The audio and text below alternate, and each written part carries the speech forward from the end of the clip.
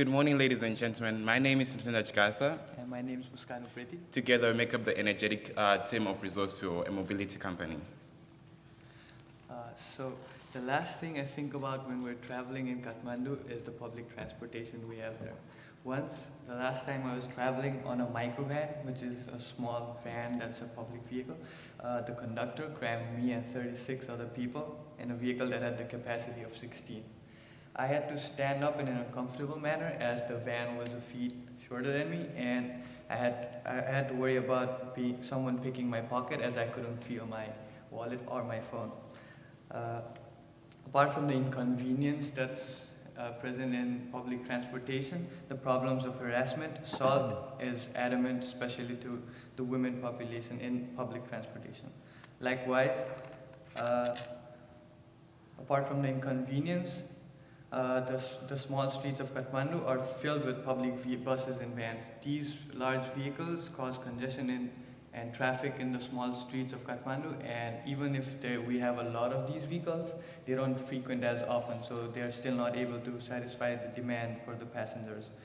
And the fact that these vehicles have been running for more than 20 years without proper maintenance and servicing only adds to the environmental problems and the already existing air pollution in Kathmandu. This is when we realized that something needed to change, and we tried to step in and try and reduce the negative connotations people have towards the transportation services in Nepal.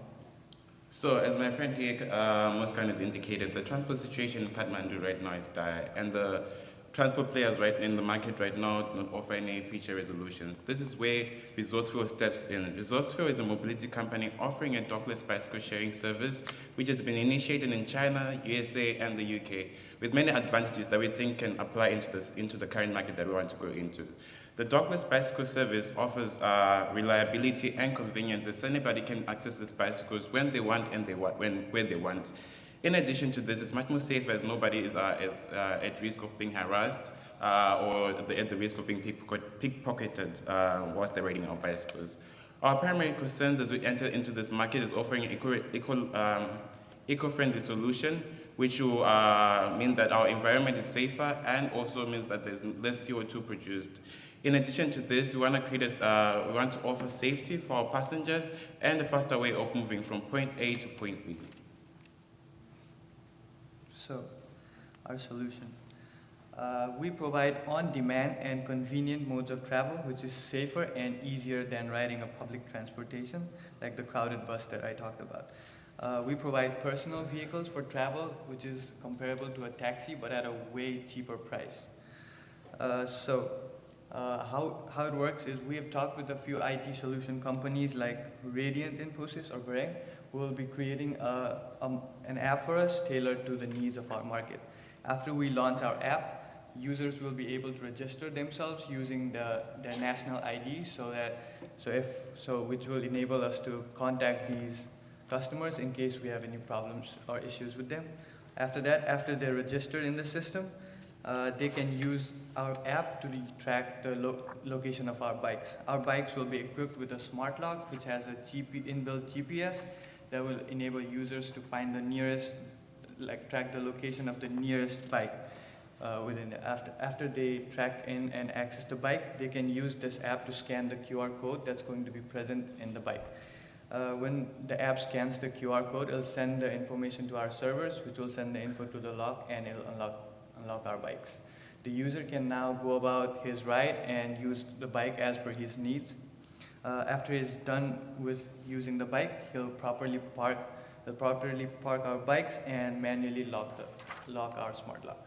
When he locks the bike, it'll send the info to our servers using the GPRS technology that's in the smart lock, which will send the info to his app, and it'll stop billing the account. The competitive advantages of our service is that it's simple, it's secure, and it's accessible to anyone, as anyone who owns a basic smartphone can use our services. So, as we launch our business, we want to start in a smaller area, which is located in Ring Road. We have chosen this area for a significant reason. We've also chosen to start off in this single location for another reason, and I'll indicate the reasons for these choices. Firstly, we operate a smaller bicycle fleet as compared to the other traditional dockless bicycle companies. Due to this smaller bicycle fleet that we operate, we have a smaller bicycle density per square kilometer. So therefore, if we're going to operate in the whole of Ring Road or the whole of Kathmandu, that would mean that our bicycles will be scattered all over, and that would mean that the reliability and convenience of the dockless bicycle system would not be realized. So by operating in a smaller area, our bicycle density increases, therefore the advantages of a dockless bicycle are much more realized. In addition to this, the area that we have chosen has access to significant markets such as small businesses, schools, and tourist areas, tourist attractions exhibited in places like Tamil and New Road. And due to this, we'll expect an influx of more customers. That will mean that there'll be greater demand for our products within this area. And additionally, as we've been seeking to create a relationship with the government, there has been non-responsiveness from the government itself. So by operating in this area, we will have decreased dependency of the government, as the roads are narrower and there's limited access of vehicles, which means that our customers are much more safer. And the safety of our customers is quite of importance to us. So how are we going to operate our business? We realize that the dockless bicycle sharing service is not perfect. There are problems that have been indicated in areas that have been already operated, such as the USA and China, such as vandalism, poor parking behavior, all creating a nuisance for society. In addition to this, in Kathmandu, we face an increased risk of theft. So to tackle these problems, we're going to introduce a secure location where we're going to store our bicycles after hours of operation. We're also doing this storage for obvious reasons, which are to reduce theft, to reduce the risk of vandalism. But in addition to this, we also realize that there's going to be decreased demand, and we also want to ensure the safety of our customers, that there will be reduced visibility of our customers in the roads, and this would reduce the rate of accidents. In addition to this, we are going to introduce an incentive system that is supposed to help us with good parking behavior and the rebalancing process, as we're not employing so many people. And this incentive system is going to work through a credit system where customers who engage in good parking behavior and the rebalancing process are going to be awarded credits that accumulate to such an extent that they can have a free ride within a day. And we also realize that there might be customers who might engage in poor parking behavior. For these customers, we're introducing a disincentive system where they'll be charged fines, and if there's no change of behavior, they're gonna be sent out. They're gonna be warnings sent out to them. And if there's no change of behavior, we're going to remove them from our system, because the cost of replacing these bicycles and the litigation costs are gonna be great on us as we start off our business. In addition to this, we have considered our target market is going to be of the ages 17 to 35, both genders, and in the middle class. We have chosen this target market because they seek an active lifestyle, but they do not have access to this because they either do not have the time to go to the gym, or they do not have the gyms are far away from them. So by offering bicycles, they have a way that they can have an active lifestyle, which is easily accessible to them. So we have carried out a SWOT analysis of our products, and from this SWOT analysis, we realized that our solution offers much more advantages as compared to our other competitors. The closest competitor that we have are taxis, but taxis are exorbitantly charged. Therefore, that means that as compared to our product, we are much more cheaper. We're going to be charging 20 cents for our products, although our customers, 60% of our market respondents have indicated that they're going to be charging, they'll be willing to pay 15 rupees. But because of the advantages that we offer, and the small and the lower PE price elasticity of demand that we face, we think that charging 5 more rupees will not result in a great decrease of demand. In addition to this, the micros and public buses, which charge 15 rupees, do not offer much more, have significant disadvantages, such as safety for our customers, especially women who face risk of physical assault, and they're also not comfortable as people are crammed into these smaller vehicles. Therefore, we think that our product is significantly poised to be a success in the market that we seek to operate. Let's talk about the good stuff then. So like having listened to us for around 10 minutes, you guys must be wondering, so these guys are trying to start a bike share in Nepal.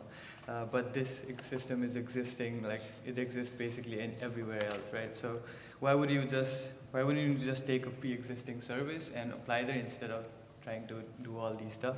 So we looked into these kinds of services that if we could buy them and like just apply it on Nepal. So and we found out that like a cost for full system to purchase a full system for 10 bikes could set us back for around $10,000. So if we just want a 10 bike system with completely integrated software and app, it'll set us back to $10,000. Or we could like just buy our bikes and our smart locks, but we could maybe integrate the servers and the software aspect. We could just buy the software aspect. We talked to this company called Omni, and they suggested a price of $60,000 for the full system of software and the entire servers and stuff.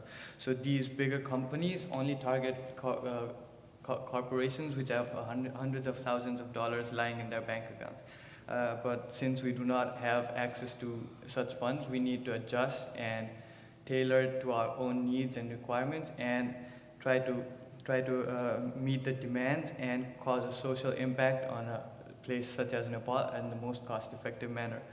We're partnering with, we had conversations with companies like RST Bicycles, and they have agreed to provide us with a unique-looking bicycle with custom logo for a price of $86 per unit. And we've also talked with a company called Omnitech, which is providing us with the smart lock at the price of $46 a unit.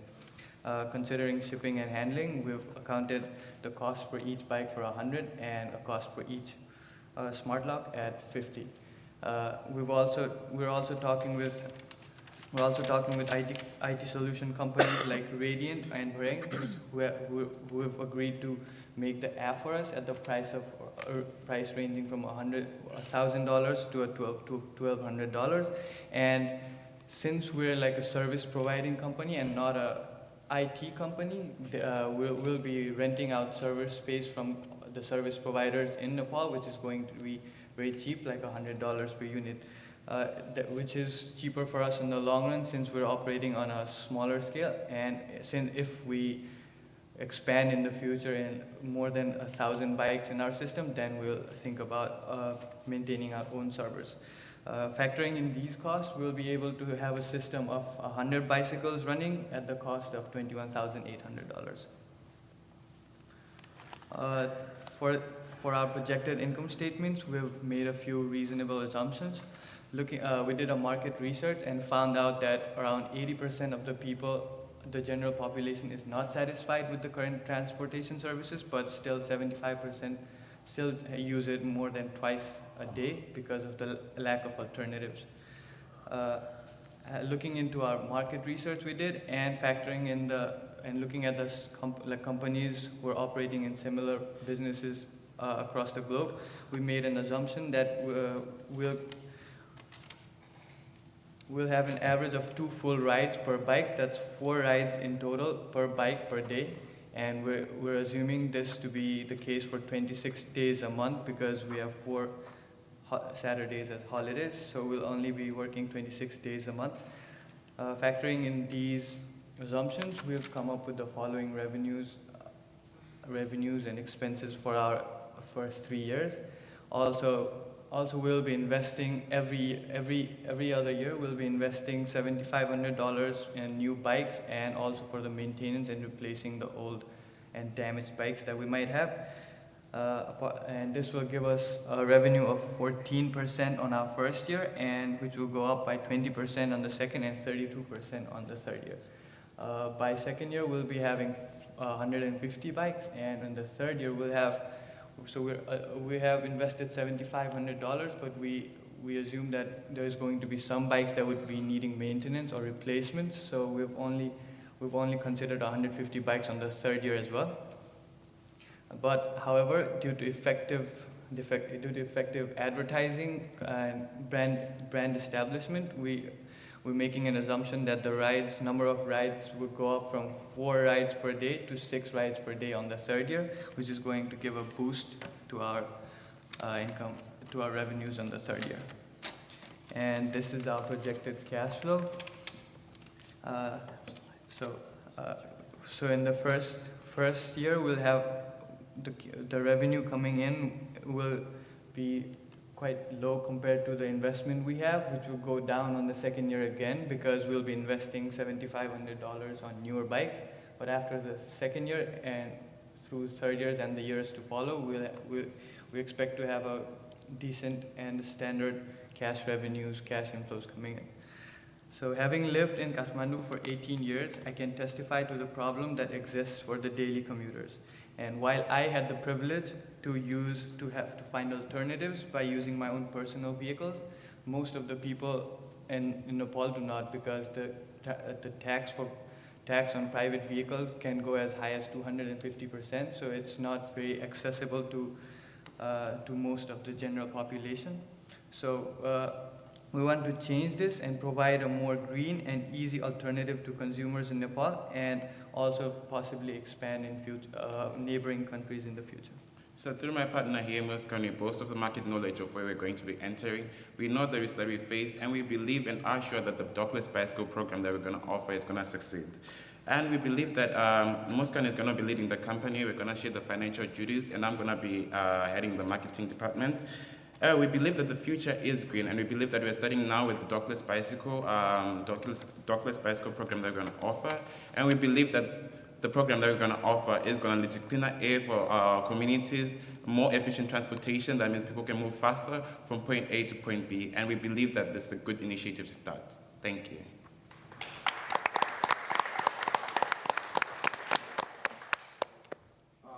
Judges, they have 3 minutes left, so you can use that for questions. So is all this in US dollars or rupees? US dollars, yeah. Okay, but the 20 rupees? 20 would be rupees, that's like 20 cents. So a dollar So, is okay, it's around about- 100, yeah. Okay, thank you. Did you take, I'm sorry. I was trying to follow along with the 26 days a month and wondering if there is any inclement weather that might affect that. So the 26 days a month is like, so our target market is the people who commute to their offices, to their schools, to the government agencies, and that kind of stuff. So that's our target market. So when they have holidays, we don't expect a lot of customers to be moving around and using our services. So that's, we will be having, so we intend to operate only on the 26 days because that's when the flow of customers is going to be the most. Are there any days where the weather is so bad that they couldn't travel? That could be a possibility, but we will have it operating if people decide to not coming. That could be a possibility. Okay. Yes. The weather could affect it. Can I clarify? So what's the average temperature in the summer? In the summer, it goes to 80 to 90 degrees. And in the winter? It can go as low as 40 to 50 degrees Fahrenheit. Okay. And then the average rainfall? So we have rainfall mostly in the monsoon season, and it's not as significant because it doesn't rain weeks on end. So it might be a few hours of rainfall, then a few hours of. So if there's a rainfall, there might be a decrease in the number of the users will be operating, but I don't think that would be a significant downfall for our customer base because it's not as frequent and problematic. On your SWOT slide, you had, you guys were not marked in safety. That's because there is always going to be some kind of risk while driving, using a bicycle on the streets, because there are other four wheels operating. So we cannot say it's completely 100% safe, but still Kathmandu has a lot of bike lanes that are being established, and the constructions and development are going on. So within a few years ahead, there might be a lot more bicycle lanes than we have right now. But since the bike lanes are not available everywhere, we cannot claim that it's 100% safe. But still, people have been using bicycles on the street, and the cases of accidents are really low. We cannot put a star in there, but we can assure that it's not going to be a risk. So you stated that your target customer is going to emphasize on females. What are you planning to do in your marketing strategies to target that sector, especially when you don't have any females on your team?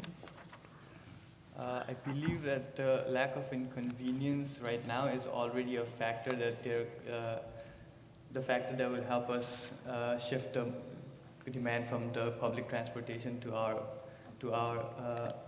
our services essentially, because if you look at the news and stuff, you always see there will be a lot of cases where like women are being harassed or like they've had to face uncomfortable situations in these current services. And since taxis are not a medium of like daily transportation, because they can charge you as high as 30 to 50 rupees a kilometer, so like that's not an option for the daily commuters. And since the public transportation is not as convenient, I think that's already a factor that's in favor for us. Apart from that, we will be advertising on the social media platforms like Facebook and Instagram. That's like the 98% of the users use Facebook and Instagram in the target market we have. So like if we can effectively market ourselves as promoting safety for the women, and like if we can show our advantages with the effective marketing, I think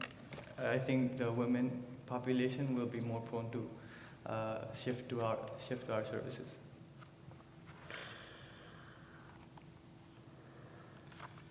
Could you know, most entrepreneurs have that buy versus build option. And you talked a little bit about that. Could you explain again why you chose to build your own system versus licensing, white labeling, whatever, somebody else's system? So we looked into a few companies that provide the services who will be providing us with the bicycles, with the software, with the app. Everything will be all set up. We just need to buy from them and start selling our services, right?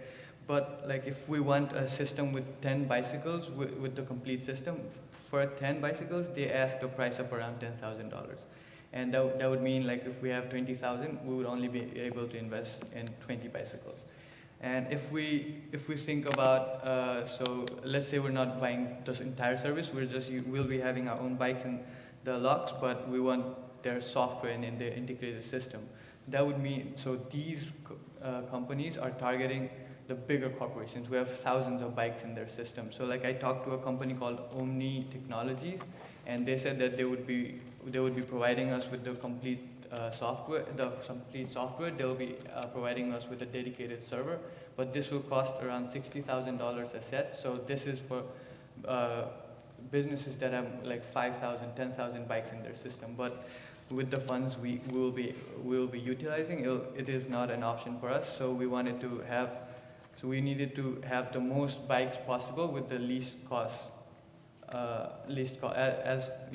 going as low as possible. So if we try to contact manufacturers for our bikes and our lock system, when we buy it in quantity, like 100, they're providing us with a discount from $110 per bike to $86 per bike, and that same goes with the smart lock. So we're trying to we're going with direct manufacturers, and even for our software, we're only making a small software for Android system in the initial stage, because that's what the most people use for the middle class income bracket. And also the servers, since we're only operating 100 bikes, we talked with the IT company, and they suggested us that if we have more than 1,000, 1,500 bikes in our system, it would be beneficial for us to actually have a dedicated server for us.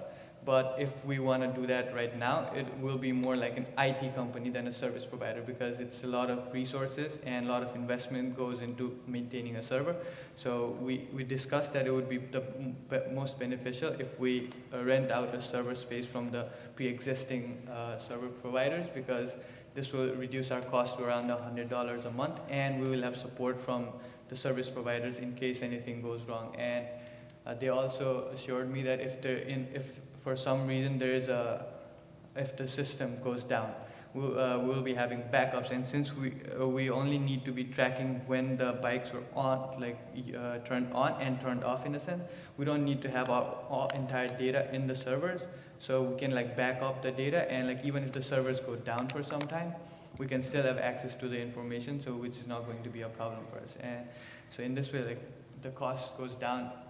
We have to look at the market, because we cannot even charge higher prices, because the public buses have 15 rupees, that's like 15 cents per ride, and we can't go really high from that, because basically people won't be able to pay for it. So we need to keep the costs down, and this is the best way we figured out how we can get the costs down.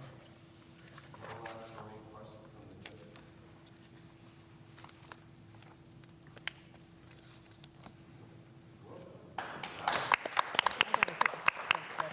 Yes, I think.